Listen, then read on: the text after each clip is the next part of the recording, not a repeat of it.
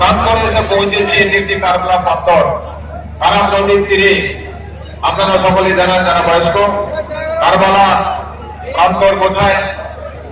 কারাম নদীর তীরে পানি নিয়ে যে যুদ্ধ বিগ্রহ হয়েছিল ইমাম হোসেন, তিনি শহীদ হয়েছিলেন। তারই শহীদ দিবস উদযাপন করার জন্য মহরম কমিটি এখানে উদযাপন করেছেন।